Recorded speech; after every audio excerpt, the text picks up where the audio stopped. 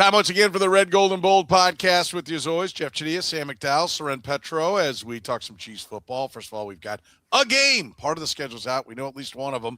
Talk about what the opener is going to be. Then we get into the draft. We're picking floor and ceiling for each one of the Kansas City Chiefs draft picks. That's right, a floor and ceiling. And we're going to use a past Chief. We've done this before. We're going to use a past Chief to describe what we think that floor and what that ceiling is. So Mansoor Delane, Peter Woods, Armason Thomas, Jadon, Canady, Emtt Johnson, Cyrus Allen, Garrett Nusmeier will give a floor and a ceiling for each one of the Chiefs picks. We're doing it right now on the Red, Gold, and Bold. You are listening to the Red, Gold, and Bold podcast, the most in-depth analysis of the Kansas City Chiefs on planet Earth, breaking down the Chiefs like no one else can. Red, Gold, and Bold is hosted by Jeff Chadiha, Sam McDowell, and Soren Petro. Jeff Chadiha is a senior columnist and on-air personality for the NFL Network and NFL.com. Sam McDowell is a columnist for the Kansas City Star. Soren Petro is the afternoon drive host of the program on Sports Radio 810 WHB in Kansas City. The Red, Gold, and Bold podcast is proudly brought to you by Gann Asphalt and Concrete, Kansas City's nationally recognized full-service paving and pavement maintenance contractor, making parking lot problems disappear in Kansas City since 1994. Free consultations, no commissions, in-house crews, and every project comes with a written warranty. Find them online at GannAsphalt.com or call 816-484-3338. Gann Asphalt and Concrete, one contractor, all things parking lot.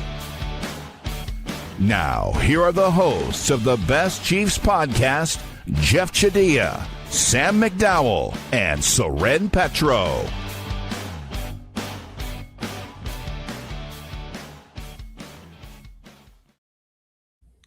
Thank you very much, Curtis. We do appreciate it as we are live here, 9:30 at night, Tuesday. That's when you can catch us, 10 a.m. on Friday. If you're listening via the podcast, if you want to be a part of the conversation. Got a lot of folks already lined up, making their comments, saying hello to the rest of their fellow Chiefs fans and Red, Gold, and Bold fans. You can be a part of it, like I said. Just make sure you catch us 9:30 p on Tuesdays. And let's start, first of all, Jeff. We know the first game, Monday Night Football. Kansas City Chiefs. Early, we knew they'd be on Monday Night Football on the opener. We knew it'd be the Broncos. We didn't know home or road, and this afternoon it leaked out. My God, the sieve that is the NFL. This is not at all by design. This is just coincidence that this leaked out like this. What's your the NFL put it out there. Roger Goodell leaked it. Let's just scratch the conversation. And Jeff just go off like before we went live. Yeah. What do you really think? Yeah. What do you think, Jeff, about this decision here? Huh? Playing games in the NFL, always big news, right? Look, I mean, it's an interesting game, interesting choice. I'm not so crazy if I'm the Chiefs about seeing the Broncos with my quarterback coming off a torn ACL with that pass rush and trying to figure out a whole new offense. Usually Andy Reid's got a whole bunch of wrinkles that he's throwing out the first game of the season. This sounds like they're going to be more, I don't say more conservative, but it's going to be a different look. And it should be a filling out process. And I think if you're going to be filling things out, you probably want to do that against a less accomplished defense that you don't see twice a year. And so I think it's a big challenge. Sam, what do you think? Why is this the game the NFL wants the Chiefs to open with? Yeah, I think it's a bad draw for the Chiefs. I mean, there was just so much conversation over the course of the day about where this game will be played that I don't know why it glossed over who they're playing. And it's, to me, the guy that the Chiefs offense, the team that the Chiefs offense struggles the most against, which is this Broncos defense. They don't have a terrible record against the Broncos, but like they've won ugly games against them. They've played ugly losses against them the past couple of years. Like, this is a team that has given Patrick Mahomes more trouble than other teams. And of course that's all relative, and now you're going to be bringing him back, potentially bringing him back in week one. Either like your two options are going to be not playing Patrick Mahomes not playing the most important game of the season, potentially, or him coming back for this first game since a torn ACL. and the most important opponent of the season. Because I mean, look, I mean, the Broncos are the defending AFC West champions. Obviously, I think we all think the Chargers could be there this year. But given that the Broncos do have that label right now, I think who else would you say is the most important game the Chiefs play before they've played any of the 17? I think you'd say it's the Broncos. And like for that to be the first draw, I think it's a tough draw. The Broncos quarterback's coming off surgery as well, Jeff. That doesn't, that isn't level playing field a little bit. Not as severe of an injury, I would think. I think he's already up and moving around, isn't he, compared to where Mahomes is at now. But I would take a Bo Nix injury over Patrick Mahomes torn ACL any day of the week. I think that there's a lot more on the line for the Chiefs in this game for what Sam just said. Well, plus, I mean, that's not the reason the Broncos are good, right? I mean, I mean, the reason the Chiefs are good is because Patrick Mahomes. The reason the Broncos are good is because of the defense that gives Patrick Mahomes more trouble than other defenses give him. Yeah, the other piece of news that we got was that they would not be going to Spain, Jeff. That's something that the organization have been lobbying for, particularly when you open on the road. I think it should be pointed out that they do have the 9 road games and the 8 home games. So this does, it's only one game, but it does mean that of the next 16, right, the rest of the way, 7 home, 9 on the road. So there's going to be, I think I would probably rather open on the road to get one of the road games out of the way. To talk about a ramp-up period, Jets, Cardinals, maybe one of the softer opponents, get your directional school in there first, try to work out some of the kinks. But they are not at least going to go to Spain, as the Falcons will play the Bengals on that one. That was really the only game that they had a shot at, so at least they're not going to be traveling in the middle of the year. That would seem to be a positive for the football team. They've always been about the business when it comes to that, not necessarily about the football team. That would at least seem to be a positive for Andy Reid and the bunch. Yeah, I mean, it's interesting, right? Because they have been so gung-ho about doing all these international games, and for good reason. They've been marquee value for a long time here, but now you're coming off a 6-11 season, and you got to get good again first before you can start worrying about how you sell your brand, how you expand your brand. I was just watching that Netflix documentary on the Cowboys, which it was done years ago, but it was fascinating because so much of it was about Jerry Jones' missteps, trying to build the team up and build the brand, and he got lost in the shuffle as a talent. All of a sudden the team got worse, but he was still trying to do bigger and bigger stuff. Chiefs don't want to make that mistake. There's plenty of opportunities, and you saw what last year's international game meant to their season. It was a big part of their issues, and so I don't think it's a bad thing at all if they're missing this thing. Yeah, Sam, you agree? I think as far as winning football games and getting back to where they need to be, and I think Jeff put it exactly the right way, that that needs to be first. Then spreading the gospel of Chiefs football. You need to be playing good football if you're going to make that stick. This is a step in the right direction, at least for that. Even if the business office, even if Clark Hunt doesn't like it. Yeah, I'm gonna go a little bit of a different direction on this, which is like, first of all, the Chiefs didn't want to go to Brazil last year. The NFL told them they were going to Brazil to open the season because it made the NFL more money if the Chiefs were part of that game. So when you put that into this context, it's more than a reasonable assumption that the NFL was not going to generate more money if the Chiefs were the team playing in Spain. There's a reason for that. That's a 9:30 a.m. kickoff. The game last year in Brazil was a prime time, open the season on a Friday night game for the NFL, so they could generate more money if the Chiefs are involved in that game. That's not going to be the case for a 9:30 kickoff. That alone is the reason the Chiefs are not going to be playing in Spain. It's not because I talked to Mark Donovan a month ago about this, and they were lobbying hard to play in Spain. I mean, we had an on-the-record conversation about that I wrote. So I do think, to your point, there was a trickle-down effect of playing in Brazil last year. I mean, I was told that some guys lost weight coming back from that trip. During that trip, and that my point when I say coming back isn't on the flight back, but as much as they weighed a different weight when they came back as opposed to when they left for Brazil, that I think they thought it could have had an effect in that week 2 game against the Eagles. I mean, these international games are nothing to sneeze at. And the brand, I will say, when the schedule comes out on Thursday, I think we'll all recognize that the brand has not really taken much of a hit, despite them going 6-11. The way you mentioned last year, and it was kind of a trade off, and they want that Christmas slot, and it was like, okay, you want the Christmas slot, you go to Brazil, and I think they still want the Christmas slot. I think your point's very valid. They want the Christmas slot, but it's not enough to. Oh, we'll go to Spain. They want Spain more because Spain's more of a I think they feel like it's more of a territory that they can gain more traction in. But yeah, I mean, it's in the end, it's good that they're not going anywhere. And we'll see what it does to the Rams to open in Australia. Yeah. I mean, that's now the Rams and Niners are going to open in Australia, and we'll see what it should be pointed out. The Chargers went to Brazil as well, and they were still able to be a playoff team. So both teams have to go down there. But I think Australia may be a continent too far for where they're for Kyle Shanahan thinks. I mean, I don't not happy about it. I like. Look, I think Mahomes being injured might have been. I don't know what the right word is to use, but it might have saved them from making that trip to Australia, because if Mahomes is healthy and they're certain he's going to play in week 1, I mean, I think the Chiefs are absolutely in that mix to be in Australia to open the season. By the way, can you confirm this, Sam? It was worthy. He went down to 125 pounds. I actually not just even like concealing this myself. I don't know which even players it was, but that's I get the joke. I'm glad you. You're like, I can't confirm anyone. I think it's just humor that they're going for there. All right, we said we're going to use former Chiefs players to basically give you what we think the ceiling and floor is of each one of the Chiefs 7 draft picks. We'll do it after you hear from our friend Gann Asphalt and Concrete. Concrete season is in full swing and asphalt paving is revving up. So right now is the time to get your property on the schedule with Gann Asphalt and Concrete.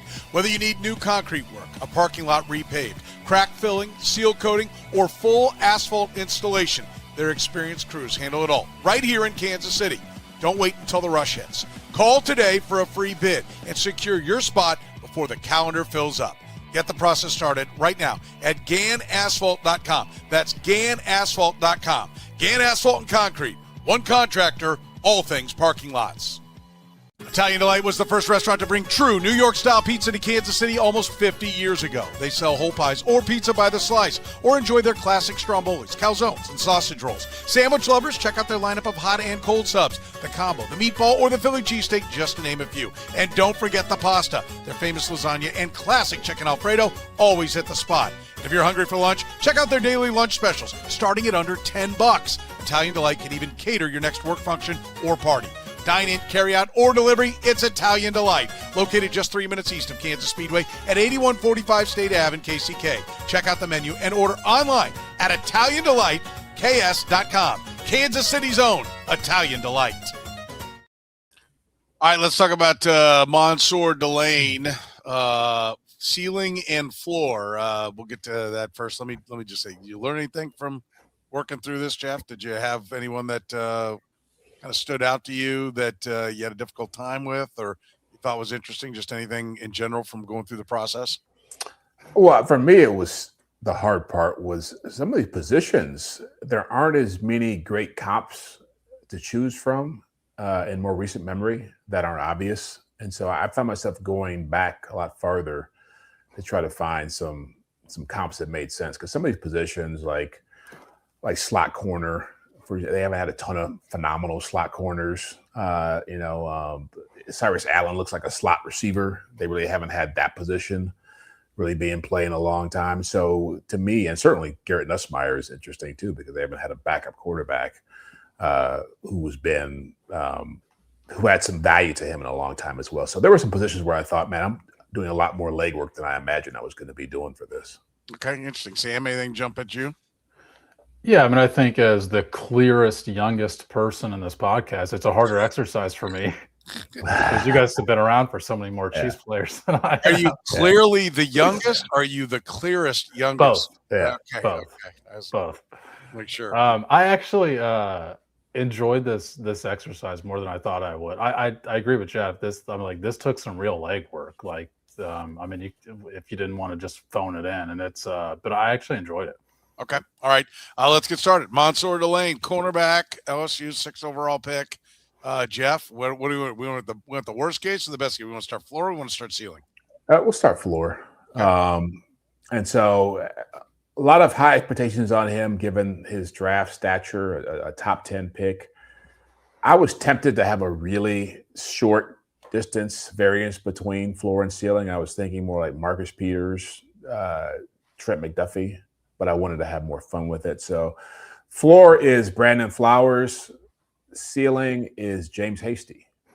And for that reason, I wanted to get guys who were of similar size. He's not the biggest guy in the world. He's a more physical player than people give him credit for. So I wanted to factor that into the equation. I think both those guys were very physical players. I wanted to obviously touch on the lockdown coverage skills. And Flowers went to 1 Pro Bowl, I think. And I think Hasty went to 2 or 3. I didn't want to go with a Dale Carter, who's not the same body type. Marcus Peters wasn't as fast. Trent McDuffie is more of a slot player. So to me, it made sense to go with those two guys, floor and ceiling. All right. Sam? Yeah, I went with I went with what I thought was a pretty high floor, but I think Jeff's floor might be even higher. I went with Kendall Fuller as my floor. Played 9 years in the league, played inside because they found out that was his best position. Even played some safety on the Super Bowl winning team in 2019 during the playoffs, 16 interceptions in his career. Obviously, I think that would be disappointing for the 6th overall pick, but we are talking floor for a player. And then for ceiling, I went Albert Lewis, 4-time Pro Bowler, 2-time first-team All-Pro, supposedly clocked at 4.38 40. When I don't think the stopwatches were quite as accurate as what they are at the NFL Combine, but that is exactly what Delane ran. Obviously, Lewis had more size than Delane has, but yeah, I think that's a pretty to Jeff's point, I thought I kind of was shooting for maybe a narrower range than where I wound up, but that's where I wound up. Was the narrower range because you think there's less chance that this is going to bust out? Yes. Yeah. That's because that was my, as I went through it, I feel like the Chiefs know what a corner looks like. I feel like they know how to coach him. I think they have the position coach to coach up the skill set, and I think they have the coordinator to put him in a good scheme. So I think if you've got any physical abilities, like, you should be able to be pretty good. Consensus was across the board, this was definitively the best guy in the bunch. So I think the league agreed that this is the best corner out there. So now you put him into the best cornerback situation. I don't think the floor should be very low. And I think you guys nailed it, because I have Brandon Flowers for the floor and Albert Lewis for the ceiling. I have half of each of what you guys had. Brandon Flowers was good, and I feel like Albert Lewis. The thing that I didn't like was that he went to Grambling, right? And this is a big program guy that's played at a high level, played in the ACC and the SEC. But Albert Lewis is probably a little longer when it's all said and done than Mansoor Delane. But tremendous talent. I think 4 Pro Bowls and 2 first-team All-Pros. Yeah. Albert Lewis, I would take that right now. If you gave me that in his career. He also played till he was 38 years old as he, left Kansas City and kept playing and playing and playing. And I don't know that any corner plays that long. Lewis did kind of play a little bit of safety late, but he was playing corner into his mid to late 30s. I just don't know that anybody can do that anymore. But I do like the comp as far as people pointing out that Mansoor Delane was a wrestler, that he should be tough in the run. Albert Lewis was a tough guy out there, even though he wasn't as big and physical as maybe some other guys, but he was tough. He'd stick his nose in there. He'd play the run. And I'm expecting that. All Chiefs corners generally do that. So I think, I like those comps. I like it a lot. One thing I'd say about Delane that I think people have to really recognize is that there's a lot of really good corners, especially in the AFC right now. And so him being a Pro Bowl player, an all-pro player, it's not going to be as much of a slam dunk. If you're trying to define him by that, it's not going to be as simple as that happening, at least early in his career. Unless he's just the new Revis, right? Unless he's the new it guy, I would agree. But I think in years 3 and 4, there's a pretty good chance, because I think the other corners will be aging. But I just keep coming back to how often when I look at who the top 10 corners are, they're all 25 or younger, or most of them are 25 or younger. So, I don't think Sauce Gardner is going to be in this discussion 3 years from now, right? I think he will have aged out. And I think that's the point. When he's like 24, 25, I think he's going to be that's where his chance is to be first team All-Pro. But I think it's a really good point, Jeff. I think about year one is unfair. Yeah, I mean, I'm thinking about the Christian Gonzalez guys like that, Devin Witherspoon, even Travis Hunter, who didn't do much in his first year, but was a second overall pick. You just don't know who's going to emerge from that next wave. But he better be in that mix. He better be, yeah. He better be at least in others considered, or this is going to be a rough go. All right, Jeff, Peter Woods, defensive tackle from Clemson at 29. What do you got for a floor there? This may be painful for some Chiefs fan. Glenn Dorsey is my floor, just because he came in with a lot of high expectations, and I think he was a solid player.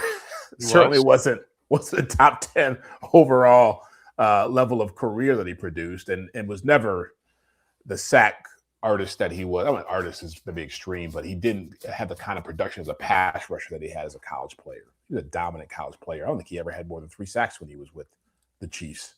And ceiling is blast from the past, John Browning, who was a bigger player, I think 6'4", maybe close to 300 pounds. But he actually had like either 23 or 27 sacks, I think, from what I saw, and had a 7-sack season.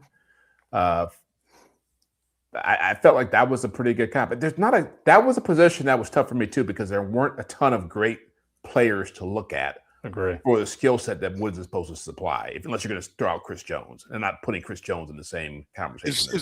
It was tough to think Chris Jones when, he's 6'2", 310, exactly, and Chris Jones is 6'6", like 295, Yeah. Most of the guys are run stoppers in that range who play for the Chiefs. Yeah. He is kind of a unique skill set to try to identify for a floor and a ceiling. All right, Sam, where'd you go? Yeah, I mean, I agree with Jeff. This was actually, I thought, the hardest one, because I just didn't like, when you go through the Chiefs' history here, there really is just not a ton of comps for the body size that Peter Woods has. He's actually under 300 pounds and 6'2" for an interior lineman. So that alone, I thought, really like narrowed the field of options to choose from. So for floor, I chose Jay Howard. Big school guy, Florida, popped in 1 year where he had 6 sacks for the Chiefs, but otherwise, pretty inconsistent player. I just think for the floor. No, I love it. I'm trying to remember him. What year did he have 6 sacks? Oh, I think it was like his 3rd year, maybe. I forgot the name. That's pretty good. I'm just for obvious saying, reasons. I think when we're saying floor, like, I'm not saying that Peter Woods is the next Jay Howard at all, but when you're saying floor, like, you've got to allow for the room that like Peter Woods did not have a lot of success in college the last couple of years. I am not arguing the point at all. I would have to remember him to argue. I don't really remember. 2015, he had 5.5 sacks, 57 tackles. 2015? Yes. Wow. I'm glad I looked him up so that I don't remember the guy at all. I'm glad I looked him up so that on the scorecard, I accurately Jaye that there's an E on the end of J, because if I mean, let's be honest, you'll be calling him Dwight Howard by the end of the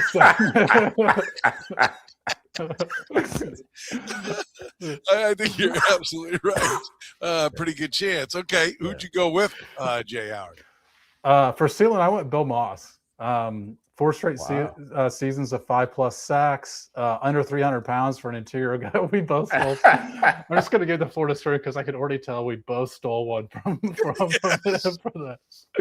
Go ahead. The floor is yours. Yeah. No, the floor is Glenn Dorsey, and the ceiling is Bill Moss. There we go. It's the exact same thing. Wow. I mean, listen. There weren't many options for defensive tackles. They're really. I'm telling people. Yeah.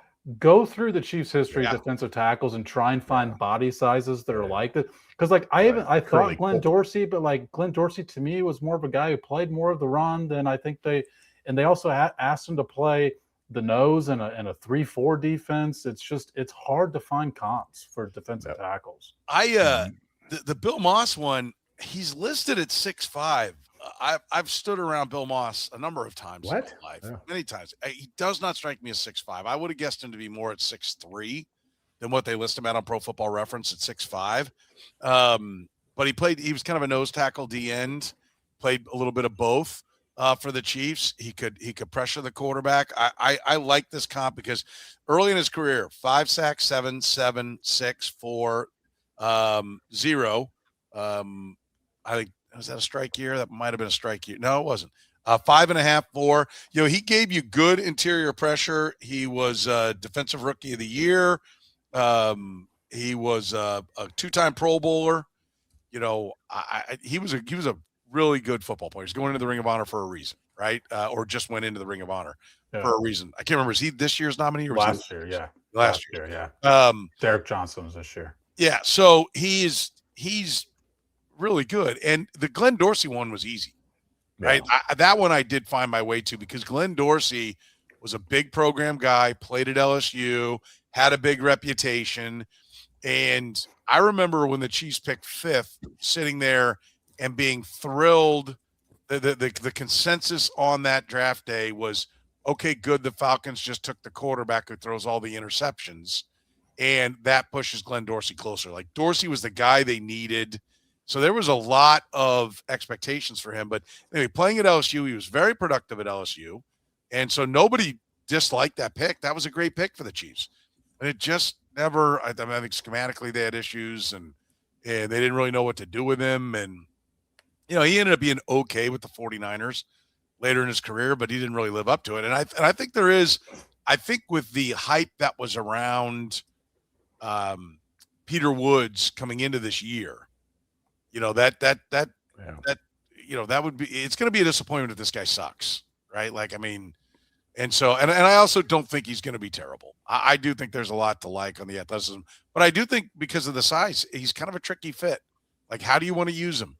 Is he the guy? What if they, he's not just a big physical guy that's going to plow in. Are we going to see 2 guys trying to jump gaps, trying to play hero ball, and Chris Jones and Peter Woods running into each other? Like, I do think there could be a problem that both of them kind of want to just do their thing, use their athleticism, and get into the backfield. They're not really like gap sound necessarily. Like, when you see the highlights of Peter Woods, he's making people miss. He's not holding his responsibility and blowing somebody up. Well, he has to. He's got the shortest arms of any defensive tackle that Brett Veach has ever drafted. Like, he's got to make people miss, because if he just is trying to play straight up against the run, he'll get beat because the offensive lineman will engage before he can engage. And that's one of the reasons why I think there could be a little bit of swing and miss on this, and why you come from this big program, successful guy, highly thought of, preseason top 10, and then be a little bit disappointing. That was kind of like I can guarantee you nobody thought that Glenn Dorsey had the floor that he had. Everybody thought he was high floor, and it really wasn't there. So, all right, Jeff, which one of my 2 are you going to take here with Armason Thomas? What do you got for a floor on the 40th pick, the edge from Oklahoma? Well, this may not be fair to the guy I'm putting him on the floor with, but it's FAU is going to be my floor, just because he's highly drafted, big-time pass rush talent that has not worked out for a number of reasons. The ceiling, we might all have the same ceiling, because it's going to be D Ford for me. And he's really again, guys at this size with this level of quickness, agility, bend. Derek Thomas is really the only other guy they've had who's been highly successful in the last 30-some years doing this. And so D Ford was the easy second place in this category for me. And I think D Ford gets a little bit underrated for his overall career and what he was able to do. He had double-digit sacks at one point. And so if Armason Thomas can be what D Ford was at his peak, that's pretty good. Can Armason Thomas play the piano? I don't know about that. I'm not sure about that one. D Ford play the piano? He played the piano? Oh, yeah, that was like one of the big stories on me. Loved the music and played piano and everything. 30 and a half sacks in 5 years for D Ford, 10 in his third, 13 in his last year, and 1 Pro Bowl. So you feeling kind of 1 Pro Bowl-ish with yeah, if you get 2 double-digit sacks out of this guy in whatever 4 years, they take that all day long. Okay. I will tell you that we've at least made it by one of you, and you have not taken either one of my guys. So maybe it's like the draft. We start to bridge off and go in different directions as we get lower into the the draft picks. Sam, what do you got? Well, I don't think mine are going to get on your list either. For the floor, I have Gary Stills as the floor. Wow. I really thought I was pulling from this one. Similar size, 6'2", 250, third round pick, 75th overall. Stayed in the league 10 years, but they could just not figure out how to use him on defense because guess what? He was too undersized to set the edge. Offensive tackles would just overpower him in the run game, and they felt like they could only use him on obvious pass rushing down, and he could not latch on as a full-time player. Rotational guy, played special teams, but 7.5 sacks for the Chiefs because of a lack of playing time. For the ceiling, I'm going to echo Jeff here with D Ford. I thought this was the easiest pick of all of them. Similar stature. D Ford didn't start a game as a rookie. Rotational guy deep into his second year. And then he had 29 sacks in the span of 52 games, which if you add that up over the course of a 17-game season, that's 9.5 sacks per 17 games. The Chiefs would sign up for that immediately if they could get that out of Armason Thomas. So I think this is a higher ceiling than people realize. Well, I thought there was not a snowball's chance in hell. Are you even old enough to remember Gary Stills playing, Sam, or did you just? Well, yeah, I think what Gary Stills is most remembered for is like being Dante Hall's lead blocker in 03, right? Yeah, great special teams guy, and I remember I actually judged I don't know. I won't even get into it. An asinine contest with Gary Stills when he was a rookie, and I remember talking to him because I remember him playing at West Virginia. And he was a madman at West Virginia, and that is my floor because some of the stuff, the way he played, kind of hair on fire at West Virginia, reminds me of what I see when you see some of the highlights of how Armason Thomas played at Oklahoma. And I remember, talking to him. I mean, I don't know if Armason Thomas is going to be this kind of guy, but I was like, oh yeah. I said something about West Virginia, and I said, well, I went to Syracuse. He's like, yeah, well, we beat you. I'm like, well, once, but he had a chip on his shoulder, and so I really thought he was going to be more. To your point, Sam, I thought he was going to be more of like a speed pass rusher, which is why I like him for a comp here because I think more and more I think a lot of people, the more I read, a lot of people point to Armason Thomas as good fit, best second day selection, those kind of things. You see his name come up in those kind of stories. But if it doesn't work, then this is what he's going to be. He's going to be a madman on special teams, and it's going to be a reach for the pick, especially because Stills was a third and Armason Thomas is a high second. D Ford is the obvious comp. I had D Ford there, and I'm like, I'm going to go with somebody different. Like I'm going to add a little flavor to it, and I went with Mike Bell. Armason Thomas. I almost, just FYI, I almost stole that one. I've never seen someone play a game, I probably should cross them off. But yeah. Okay. I did see Mike Bell play. Kind of a disappointment early as the number 2 overall pick, but then it really clicked for him in his fifth year. 10 sacks, 13.5 sacks in 83 and 84, and. They're not quite the same. Mike Bell's bigger, 6'4", 255. And 255 was more of a big defensive end back in those days. I mean, it's different than being a 248 now. I mean, he was much more true defensive end size in those days. But I love to tell you that Armason Thomas is going to, be Nick Benito. And I think that's the dream, right? That's the hope of where he might go. But I think reality is much more, that there's going to be 1 or 2 years, right? That it's going to take some time for him to ramp up, or he wouldn't have gone 40th. He would have gone higher if he was going to be more than that. All right, let's. We've got the now the day day. Yeah, day three. The day 3 draft picks. We'll do that after you hear from our friends at Italian Delight. Italian Delight was the first restaurant to bring true New York-style pizza to Kansas City almost 50 years ago. They sell whole pies or pizza by the slice, or enjoy their classic strombolis, calzones, and sausage rolls. Sandwich lovers, check out their lineup of hot and cold subs, the combo, the meatball, or the Philly cheesesteak, just to name a few. And don't forget the pasta. Their famous lasagna and classic chicken Alfredo always hit the spot. If you're hungry for lunch, check out their daily lunch specials, starting at under $10. Italian Delight can even cater your next work function or party. Dine-in, carry-out, or delivery, it's Italian Delight. Located just 3 minutes east of Kansas Speedway at 8145 State Ave in KCK. Check out the menu and order online at ItalianDelightKS.com. Kansas City's own Italian Delight. Gann Asphalt and Concrete is looking to grow their team. If you have heavy construction foreman experience with heavy equipment, asphalt or concrete labor, or just want to learn a new trade, contact Gann Asphalt and Concrete to join their team today. Top of the market pay, company provided insurance, and paid time off and holiday pay are just a few of the great reasons to join Gann's expanding team. Learn more about this great opportunity with Gann at GannAsphalt.com/careers. That's GannAsphalt.com/careers. Gann Asphalt and Concrete. One contractor, all things parking lots. Fourth round now for our floor and ceiling with the draft picks. Jaden Canady is who we're at. The cornerback, pick number 109. Jeff, where are you going with the floor on Jaden Canady? This is another tough one because slot corner outside of McDuffie has not been phenomenal position.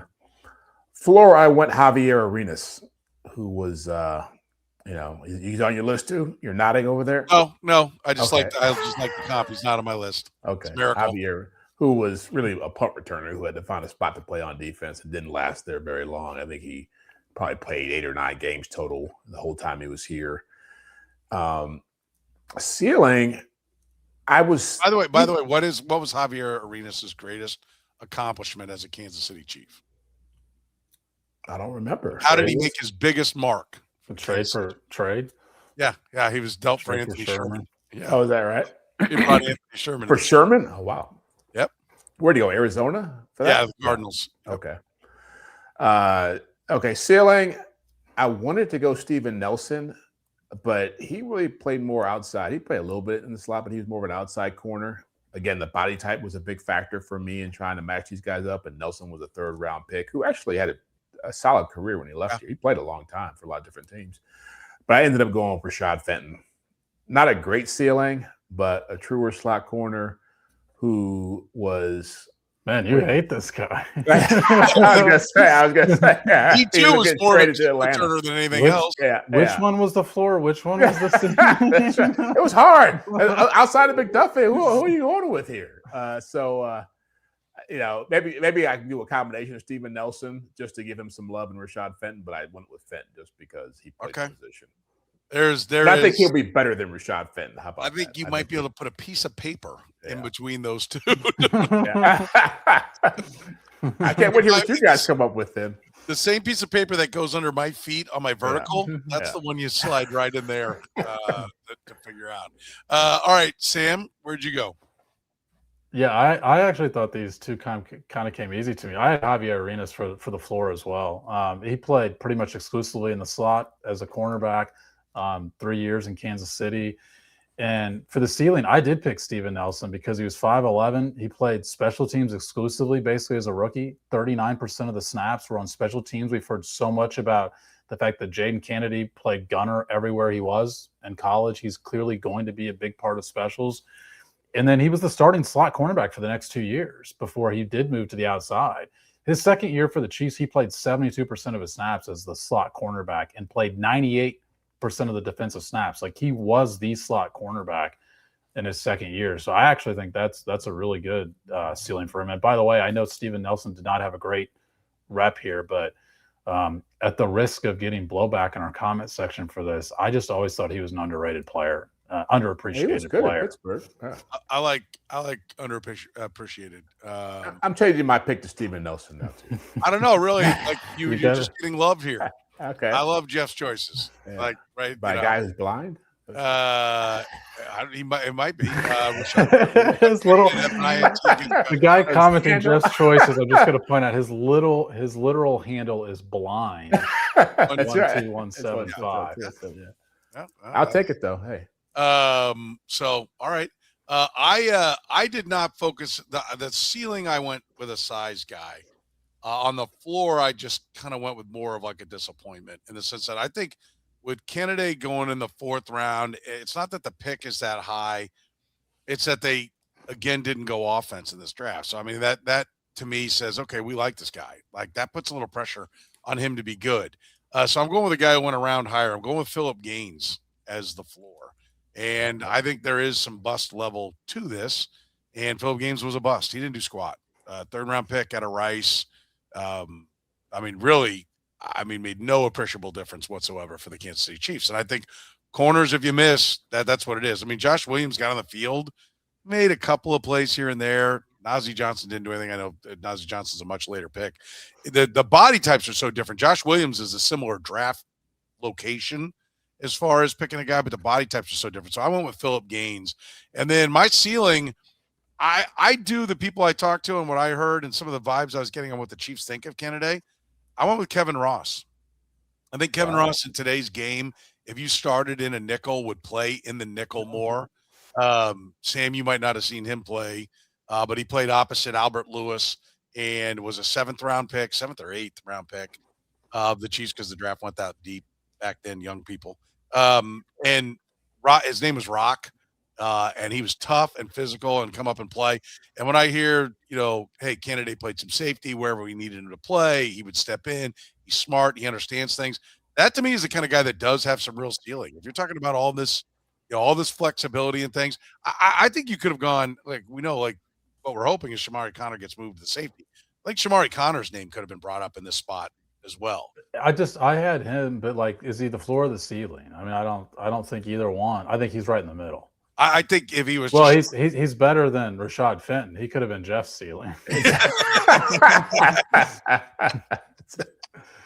Yes, I think that's a fair statement. There's nobody in the middle of Jeff's two picks.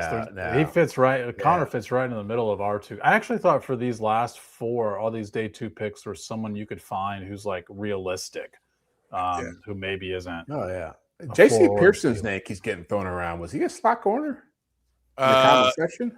He was the size of what today's slot corner would be. Okay. I mean, they didn't really have slot corners when you go back. What did he play in the 80s, late 80s? Yeah, you played two, and then you brought a third corner out. Yeah. He wasn't really designated as a slot corner. It was just another guy that was out there because you were more manning up and wanting to take away traveling corners more. And it was just a different style of play back then. So, all right, Emtt Johnson. Fifth round pick, 161. They trade up to get him, running back Nebraska. Jeff, the floor on Emtt Johnson. I so wanted to go with Mike Cloud here just because he probably has not heard his name mentioned in a long, long time. What late 90s, right? Mm-hmm. Early 2000s, he showed up. That sounds about right. I'll look it up. Before Priest Holmes blew up and made him a cloud of dust. But he only caught like 8 passes in his career. And so he wasn't much of a pass catcher. So he was not much of anything. That's right. So, but I settled on Sir Kendrick West as my plan B for the floor. Actually, my plan A, because he was a complimentary back to Spencer Ware. He was a good pass catcher, and I imagine Emtt Johnson, while he led the Big Ten in rushing, his biggest contribution is going to be probably as a third down back, pass catching back for this team. And then for the ceiling, same vein, Jerick McKinnon, who, while he was known for his pass catching here, had some 500-yard seasons, a couple as a rusher in Minnesota, and was perceived as being a more of a runner before he became a third down type weapon. So my guess is that's what Emtt Johnson is, where he's going to end up in his career. Okay. All right. Sure you don't want to pick 2 or 3 names for the ceiling? That's no one's saying Mike Cloud here. I'm pretty confident. I am saying Mike Cloud. Mike Cloud is my floor actually here, because he ran the exact 40 time that Emtt Johnson did at 4.56. He's 5'10", 205. Emtt Johnson is 5'11", 200. And Cloud's, the whole reason he got drafted in the second round is because he led his conference in rushing. He had 1,700 yards in rushing. And it just didn't translate in the pros because it turned out he was too slow to make it in the NFL. So that's the comp I have for the floor. The ceiling, I considered a couple things, but I'll save Soren to name because I know where Soren's going with his. I'm going to just be very specific on this one for the ceiling. The 2019 playoff version of Damian Williams, where he had 65 yards per game, 4 catches per game. He was a great receiver. I mean, he had 6 total touchdowns in the playoffs. He was a weapon out of the backfield. Not the fastest guy. Always an outlet for the quarterback. Always in the right spot and just good enough in the running game. I'm going to put the 2019 Williams there to note it. That's interesting. I do like the Damian Williams. I think that's a really good one. And I had Mike Cloud listed in this slot for a while because of the size and the fact that the 40 time wasn't electric. But I kind of thought that I was like, okay, I want to come up with somebody different because I thought you guys might very well go there.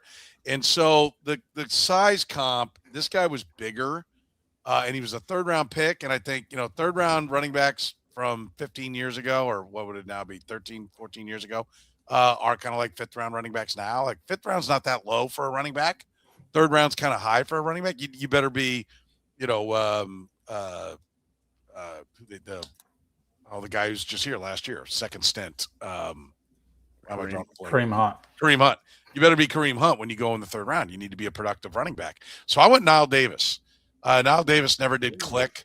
5'11", 227. So the size is not the same. Super fast too. Nile Davis torched the 40. Yeah, Nile Davis was an athlete, but Nile Davis was not.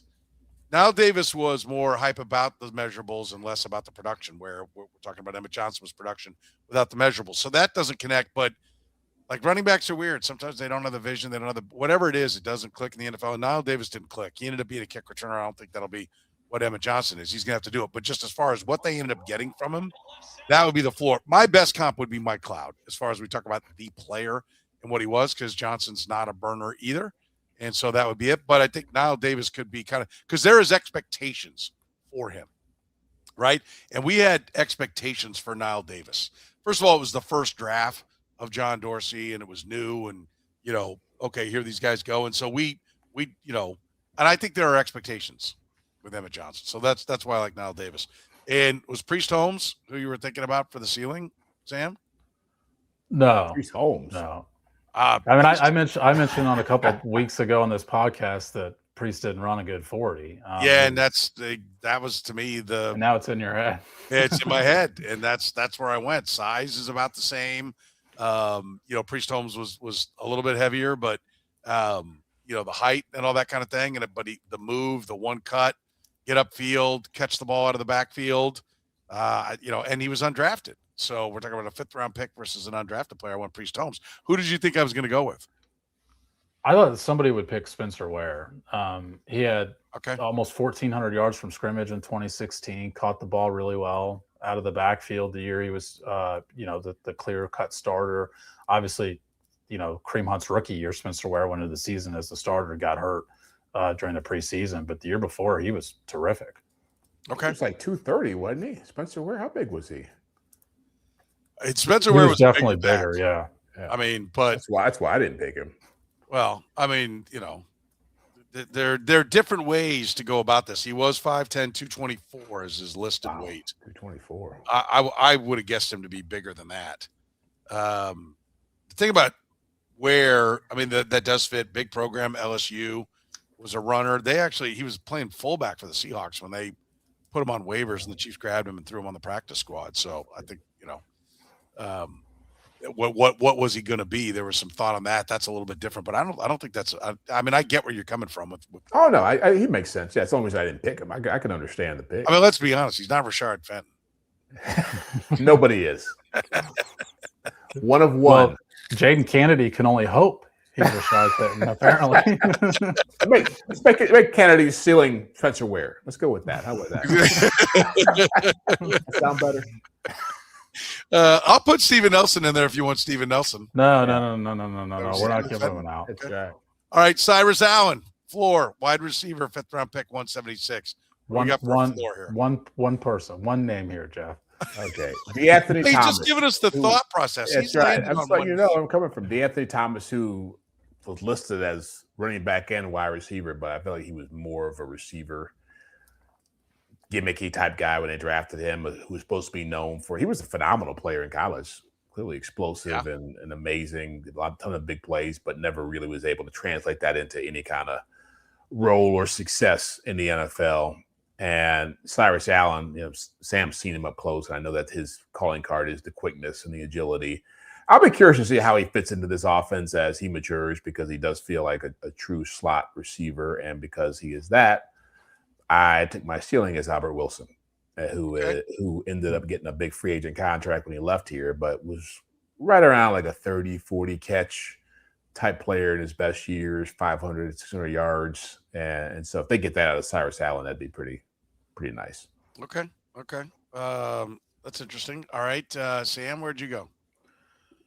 Yeah, I considered D'Anthony Thomas, but went with Dexter McCluster as the floor. I think similar body types. I've heard Cyrus Allen about the return game, although he didn't do it in college the way that McCluster did. For the ceiling, I went with J.J. Burton. Fast off the line of scrimmage, undersized, late round pick. I think he was an 8th round guy. Spent 7 years in the league, 3,500 yards, nearly 3,000 for the Chiefs in 5 years. I think that'd be a pretty good get in the 5th round. Yeah, I think I would agree. I on the floor went a different route. The body type is not the comp here because this guy was taller. It's more about the production versus the hype. I do think that there is, and maybe it's just because I'm living in the moment. I'm thinking that there's more excitement. I do like the get off that Cyrus Allen has. I think that looks like he's going to be. I think he's going to be one of those guys that, hopefully out of the slot, 3rd and 4, and he catches a 7-yard slant, gets free, wide open. Mahomes, little pitch and catch, little juke. He's got 9 yards and new set of downs. Let's go. I went Marvin Snoop Minnis just because he was a guy that there was some hope for. Different body type, but just like what the expectation was versus what the delivery, what he ended up given was not much. But I love my ceiling because I do really like the way Allen gets off the line. And I think that could really be something. And so for the upside, I went Carlos Carson for the Chiefs. So I went way back. Carlos Carson in his Ring of Honor? Yeah, isn't he? I think it's in the Ring of Honor. I think it's in the Chiefs Ring of Honor, isn't he? He might be. Is he? Does it say? I don't know. I'll have to look it up. But he was a 2-time Pro Bowler, 5'11", 180. So we're in the ballpark on size-wise there for him. Ring of Honor, yeah. 3 1,000-yard seasons, 4 over 800, 5 over 700. But not your big, just go beat it on physicality. He was a guy that had to beat it with the tools of playing wide receiver. And I think if there is if he would end up being a guy that's more, then that's going to be the kind of wide receiver he's going to be. Why the smirk, Sam? There was a pause moment in there with the way you phrased something. Oh yeah, it makes my Rashad Fenton comp sound a little better. If you're going Ring of Honor for a 6th round pick. Well, Carlos Carson, by the way, I'll have you know, was I think was undrafted, was he? No, 5th round pick. No, Cyrus Allen was 5th rounder. And Cyrus Allen was a 5th round pick.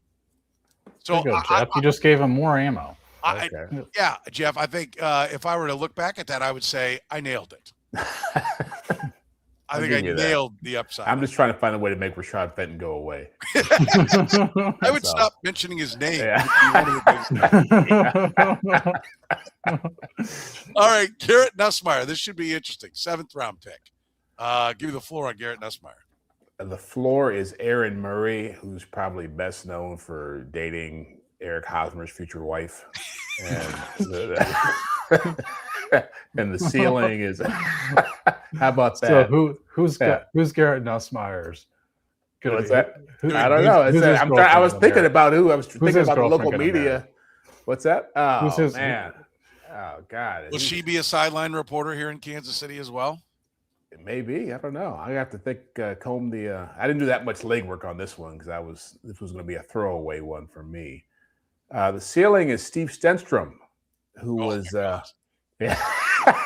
who never took a snap in this town for the Chiefs, but played 4 years. A lot of them in Chicago. I think he started like 9-10 games, but and he was a 4th round pick of the Chiefs, right back in the 90s. And so I think Garrett Nusmeer probably is going to end up in the same boat with the same stat line, the same kind of career as Steve Stenstrom if he's lucky.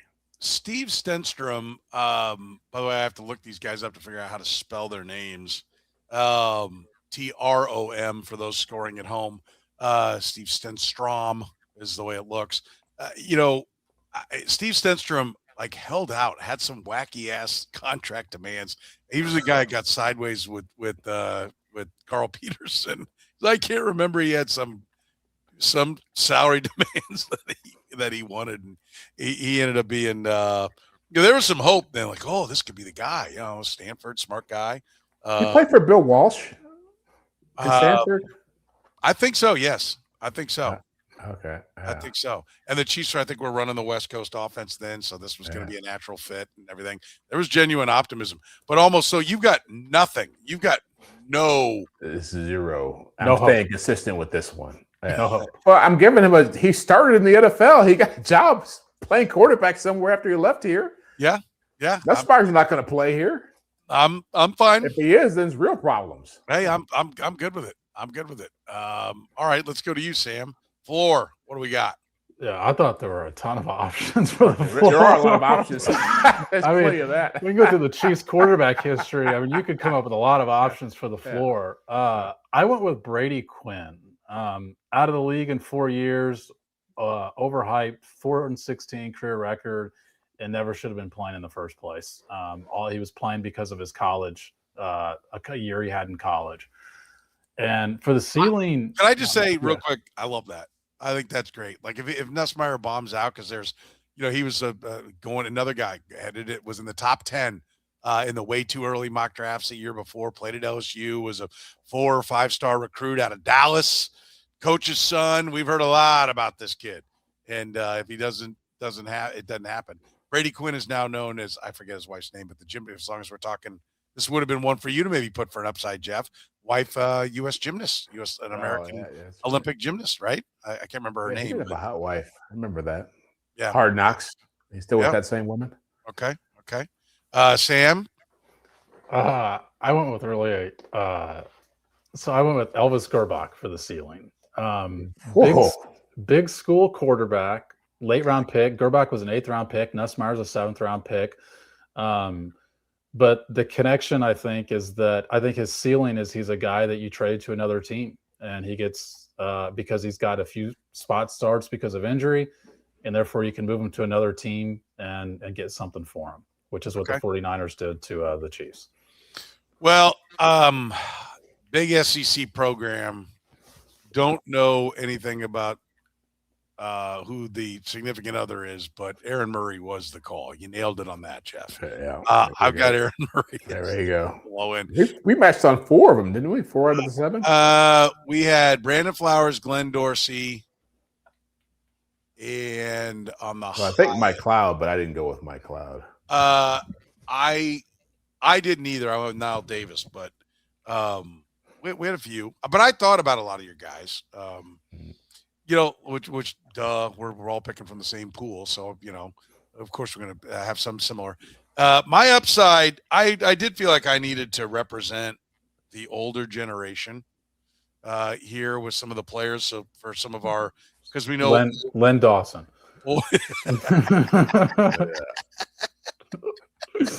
I love it.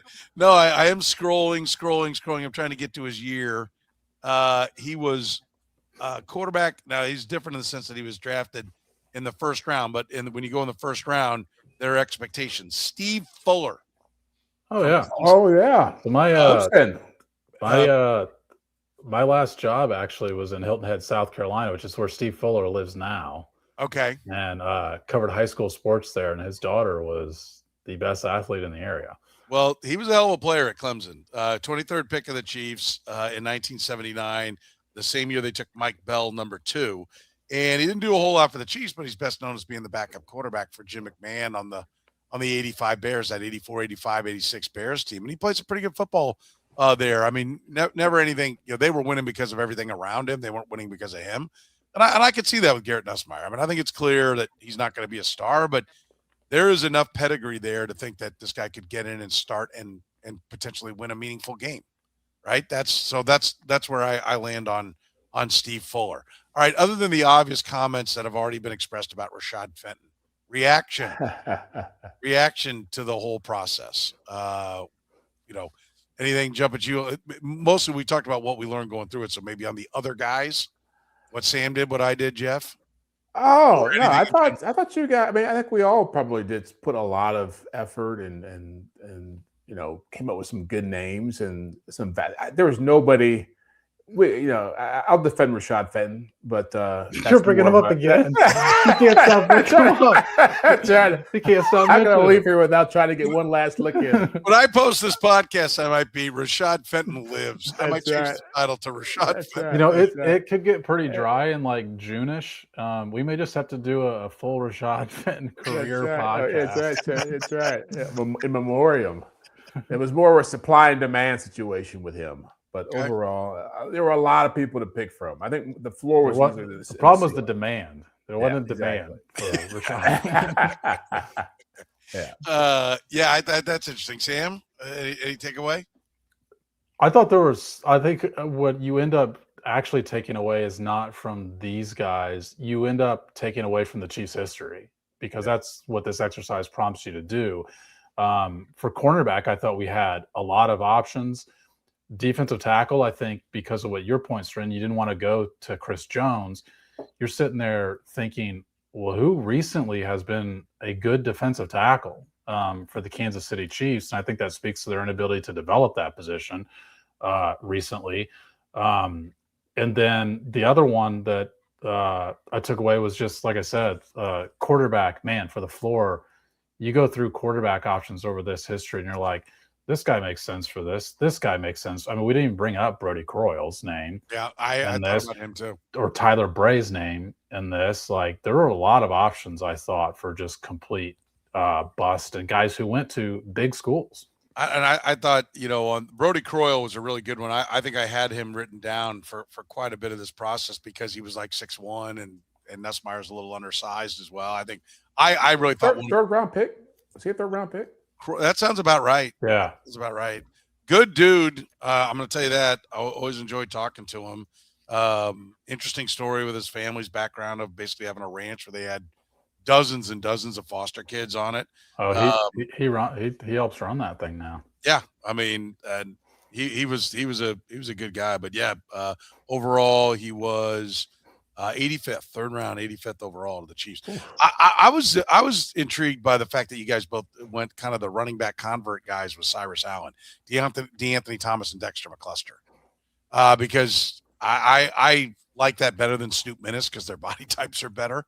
I wish I'd have thought down that road. I definitely like both of your floors better than my ceiling is impeccable. Carlos Carson, as we know, as we proved, put through the ringer and tested. But my floor, Snoop Minnis, sucks. So I do like I like the way you thought because that is how he kind of looks like. It's like a, kind of a jitterbug running back coming out of there. So my poll that I thought was going to get the most traction, I cannot believe was repeated was Gary Stills. I was pretty proud of myself for coming up with Gary Stills as a floor for somebody. I was kind of stunned that somebody had it. Similarly, I'm stunned that no one seemed to know who Jay Howard was. Yeah. I mean, he played 10 years ago. He played like 4 years though. I know. Listen. I'm not bragging about it. I'm not saying it, the fault lies with me. There's no doubt about that. Like once I looked at him, like, okay, yeah, Florida guy. I mean, like the name rattles. Well, it will not be a good thing if 10 years from now we're doing this podcast and we compare someone to Peter Woods and you guys are like, who? I'm curious, did anybody have Clyde Edwards-Helaire on Emtt Johnson? I know because Clyde I thought about him. Was so short, but big program, successful running back at a big program, and then, as we know, did not end up being an anybody. Would you have him for the floor though? Yes, because like Clyde Edwards-Helaire. This is something else that's going to be probably a little bit unpopular, but if you take away the draft status part of it, because in here you're talking about a 5th round pick with Emtt Johnson, right. That's not a bust for a 5th round pick. If you talk about him pre-injury that he suffered against the Saints, that pretty much derailed whatever momentum he might have had at that point. Yeah. I think there are some similarities there. So I thought that was interesting. Nobody mentioned that, but overall, I think well done. Impressive. I like it. Yeah. Well, and to Sam's point, it speaks to this team's. There have been pockets of great success, and then large swaths of nothing, right? And so you're either, and they've really been defined by the last 7 years in a big way. That's why it's so hard to kind of find comps for some of these other positions. Yeah, no, I agree. Listen, you can always support the Red, Gold, and Bold by supporting our great sponsors, GAN Asphalt and Concrete, One Contractor, all things parking lot. They've been solving parking lot problems in Kansas City for more than 30 years. Whether you own or manage a parking lot, whether it's something as simple as striping, signage, concrete bumpers, or you need the whole thing redone. GAN Asphalt and Concrete, One Contractor, all things parking lot. Find them online at GANasphalt.com. And our friends at Italian Delight, the first restaurant to bring true New York style pizza to Kansas City almost 50 years ago. Lunch special starting at under $10, just a few miles east of the Speedway on State Ave, 8145 State Ave. You can order online at ItalianDelightKS.com. In fact, our buddy Renee was in the chat room. He loved the Richard Fenton cop. If I'm not mistaken there, I'll have to go back and take a look at the comments. Smart man. Yeah. For Jeff Chadiha, for Sam McDowell, I'm Soren Petro saying thank you very much for joining us here on the Red, Gold, and Bold.